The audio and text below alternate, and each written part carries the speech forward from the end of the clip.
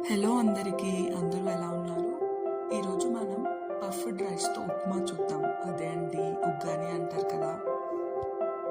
దీనికోసం మనం పొయ్యి మీద ఒక వెడల్పాటి గిన్నె పెట్టుకొని కొంచెం నూనె, పోపు దినుసులు, కరివేపాకు, ఉల్లిపాయలు, టొమాటోలు వేసుకొని బాగా ఫ్రై చేసుకోవాలి.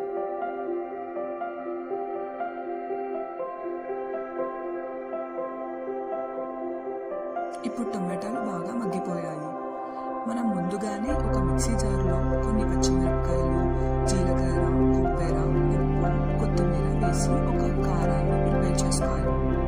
ఆ ప్రిపేర్ చేసుకున్న కారంతో పాటు కొంచెం చింతపండు గుజ్జు, పసుపు వేసి బాగా కలుపుకొని ఆ మసాలాని ఉడికించుకోవాలి.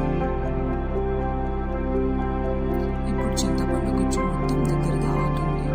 తర్వాత ఒక 5 to 10 minutes వాష్ చేసి సోక్ చేసుకున్న పఫ్డ్ రైస్ని మనం దీంట్లో కలుపుకోవాలి. ఫైనల్లీ కొంచెం పప్పుల పొడి వేసుకొని బాగా మిక్స్ చేసుకొని ఒక 5 minutes మూత పెట్టుకొని మగ్గించుకొని స్టవ్ ఆఫ్ చేస్తే సరిపోతుంది. అంతే, ఎంతో రుచికరమైన ఉగ్గాని రెడీ అయిపోతుంది. మరి మీరు కూడా ట్రై చేస్తారు కదా. Thanks for watching.